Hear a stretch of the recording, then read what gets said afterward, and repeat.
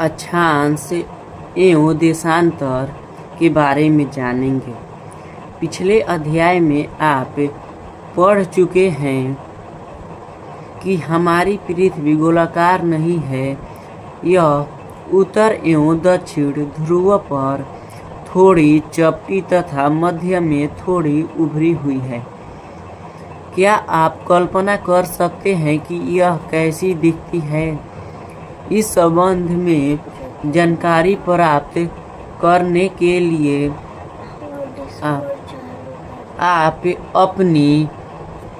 अपनी कक्षा में 8 मिनट बाद सावधानीपूर्वक ग्लोब को देखिए। ग्लोब पृथ्वी का लघु रूप में एक वास्तविक प्रतिरूप है। ग्लोब विभिन्न आकार एवं प्रकार के हो सकते हैं।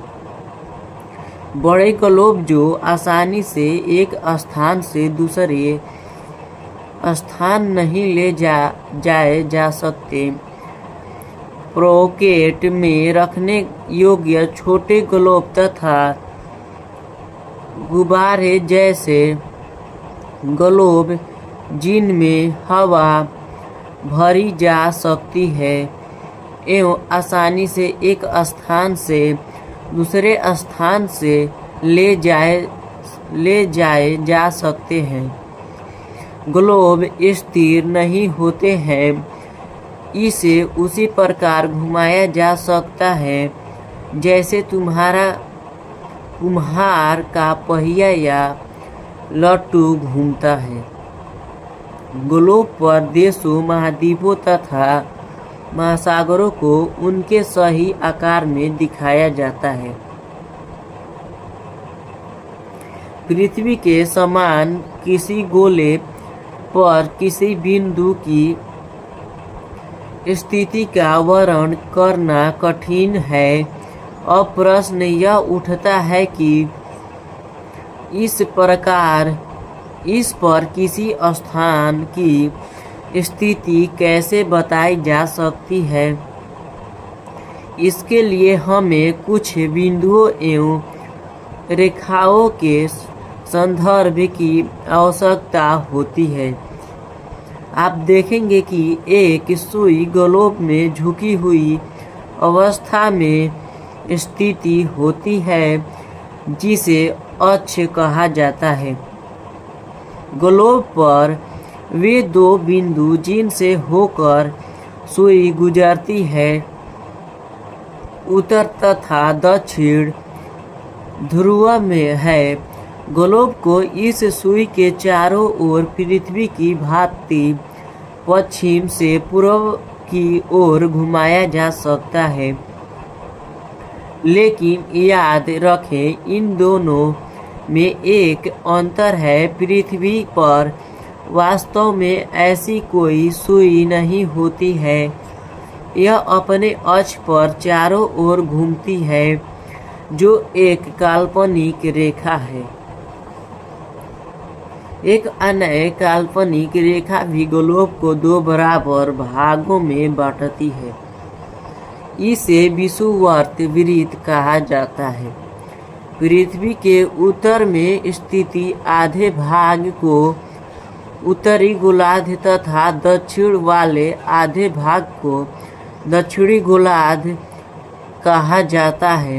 ये दोनों बराबर के आधे भाग होते हैं। इस प्रकार विषुवत वृत्त पृथ्वी पर एक काल्पनिक वृत्त बनाती है एवं यह पृथ्वी पर विभिन्न स्थानों की स्थिति बताने का सबसे महत्वपूर्ण संदर्भ बिंदु है। विषुवत वृत्त से ध्रुवों तक स्थित सभी समांतर वृत्तों को अक्षांश समांतर रेखाएं कहा जाता है। अक्षांशों को अंश में मापा जाता है।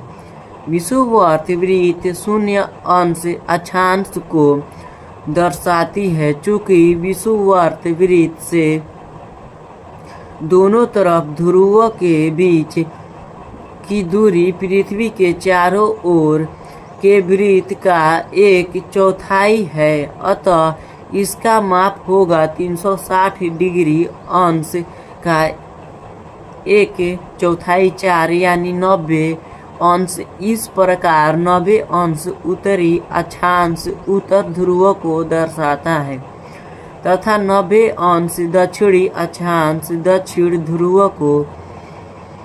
इस प्रकार विषुवत वृत्त के उत्तर की सभी समांतर उत्तरी अक्षांश कहा जाता है। उत्तरी गोलार्ध में कर्क रेखा।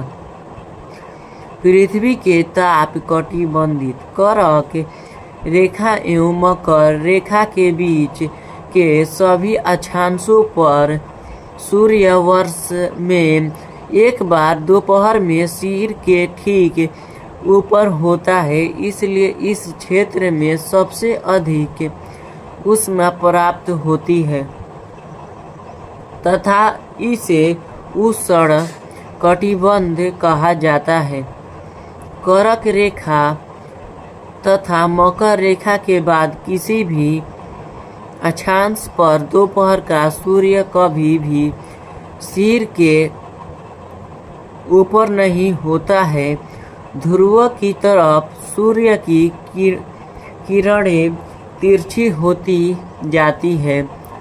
इस प्रकार उत्तरी गोलार्ध में कर्क रेखा एवं उत्तर ध्रुव वृत्त तथा दक्षिणी गोलार्ध में मकर रेखा एवं दक्षिण ध्रुव वृत्त के बीच वाले क्षेत्र का तापमान कहते हैं तथा उनके बीच की दूरी को देशांतर के अंशों में मापा जाता है।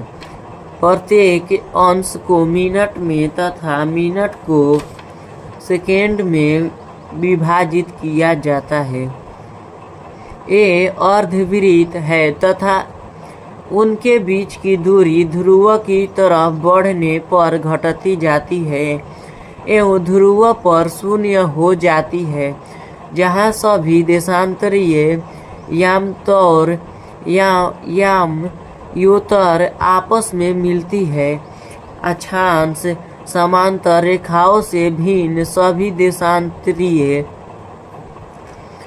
यामयोत्तरों की लंबाई समान होती है, इसलिए इन्हें सिर्फ मुख्य संख्याओं में व्यक्त करना कठिन था।